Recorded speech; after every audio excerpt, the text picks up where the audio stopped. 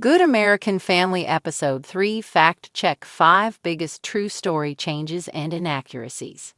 The new episode of Good American Family turned the drama and suspense up even further, but it also introduced new inconsistencies with the real story. Good American Family is based on the true story of Michael and Christine Barnett adopting Natalia Grace. The all-star cast of Good American Family isn't telling a direct adaptation of the facts and allegations of the case, but rather a thriller story inspired by real events. That was apparent immediately, as Good American Family episodes 1 and 2 had significant inconsistencies, and the new episodes only added to the list.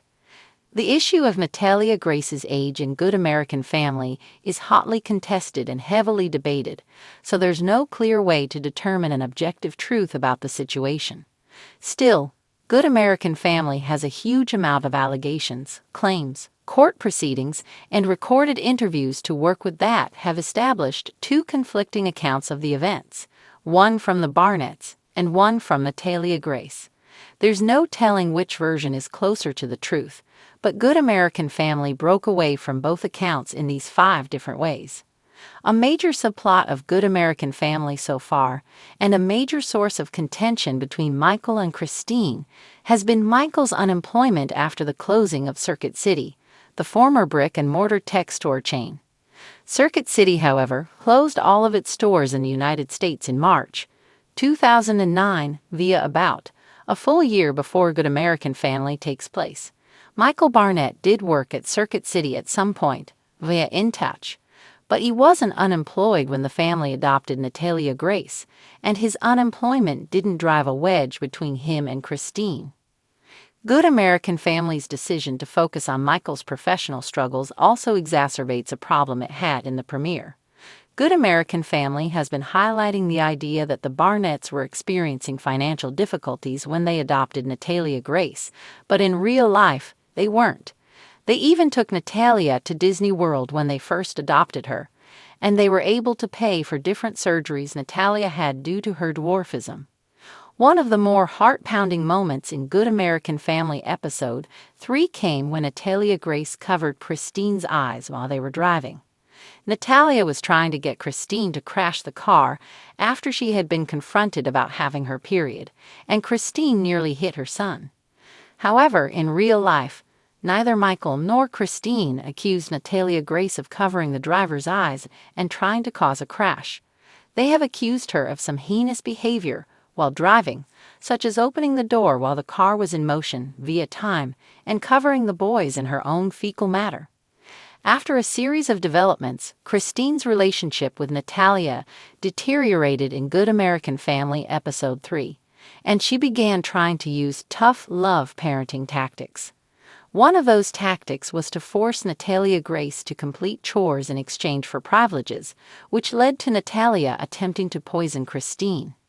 The Barnetts do allege that Natalia tried to poison Christine, but it wasn't due to stricter parenting measures via the curious case of Natalia Grace. Michael Barnett claims that Natalia simply offered to help with the dishes and poured detergent into Christine's coffee. Towards the end of Good American Family Episode 3, Christine Barnett had a chance to talk to Natalia Grace's previous adoptive family, the Sitcones. Christine was in New York to film an interview for the Glenn Beck Show, and she took a ride to New Jersey to speak with Diane Sitcone. In real life, the Sitcones lived in New Hampshire at the time, and Christine has never publicly stated that she spoke with them in 2010 via People. The nature of the closed adoption also makes it unlikely that Christine knew who Natalia Grace's family was until years later. The biggest reveal in Good American Family Episode 3 came at the very end of the episode. As they were preparing to go on live television, Michael subtly threatened Christine and took Natalia Grace's side, especially after Christine threatened to bring her to a mental hospital. In the curious case of Natalia Grace, Michael claimed he supported Christine from the very beginning, even noting that he knew he and his family were in danger from Natalia. It's just one of many details Good American Family chose to change to enhance its drama. Good American Family has quickly emerged as one of the most talked about dramas of the year, blending historical drama with contemporary resonance in a way few shows dare to attempt. Its third episode, titled The Ties That Break, dives into the intense unraveling of the Hartley family's mid-century American dream. But as fans and critics alike dig deeper, questions have been raised about what parts are true to history and what's been polished or completely fabricated for dramatic effect. Here's a fact check of the 5 biggest true story changes and historical inaccuracies in Episode 3 of Good American Family. 1. The Hartley House fire wasn't arson, at least, not proven.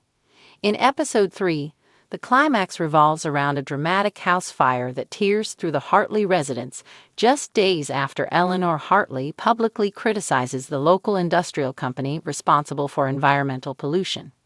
The show heavily implies the fire was an act of retaliation, possibly arson. Reality check.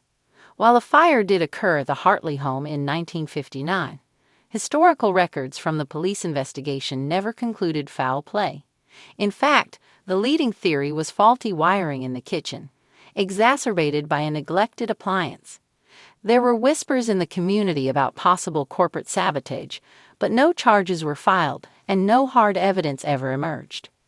The series makes the incident much more dramatic and conspiratorial, likely to drive home its themes of institutional power and silence, but in doing so, it veers significantly from the historical record.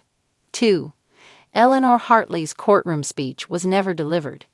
In the show, Eleanor delivers a fiery monologue in a courtroom that turns the tide of a zoning dispute against a chemical plant. Her words are poetic, powerful, and even meme-worthy. Reality check. As inspiring as this speech was on screen, it's pure fiction. The real Eleanor Hartley was involved in several legal actions against local polluters, but she never had her Erin Brockovich moment in front of a judge. Most of her activism occurred behind closed doors, organizing community meetings, writing editorials, and working with early environmental justice groups.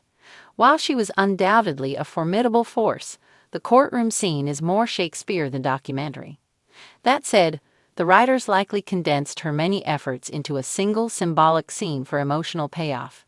And it works. It just didn't happen. 3. The adoption subplot is entirely invented. Episode 3 introduces a subplot where the Hartleys consider adopting a black child displaced by housing demolitions, a move that causes a stir in their conservative suburban neighborhood. This storyline is framed as a bold, progressive act and a turning point for family tensions. Reality check. There's no historical evidence the Hartleys ever pursued adoption, let alone crossed racial lines to do so in 1959, a move that would have been exceptionally rare and controversial at the time. While this storyline adds emotional depth and topical complexity, it appears to be a narrative device crafted by the showrunners to reflect modern themes of inclusion and to challenge viewers' assumptions about mid-century America. This change may not be historically accurate, but it's thematically potent, illustrating the risks and resistance faced by families who dare to defy norms. 4. The Red Scare accusation was a different kind of scandal. Midway through the episode, Patriarch George Hartley is accused of having communist sympathies after his war record is called into question by a local politician. The resulting fallout leads to him losing a prestigious position on the town planning board. Reality check. George Hartley did face political challenges, but they weren't about communism.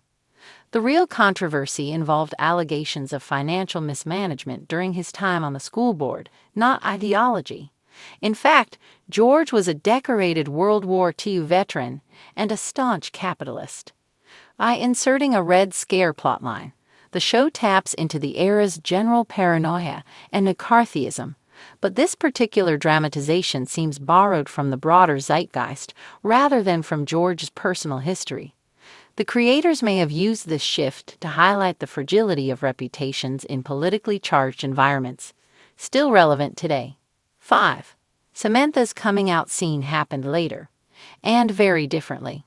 One of the most powerful moments in episode 3 is when teenage daughter Samantha Hartley comes out to her mother, whispering "I don't like boys" in a quiet kitchen scene during the chaos of the fire aftermath. It's raw, intimate, and beautifully acted.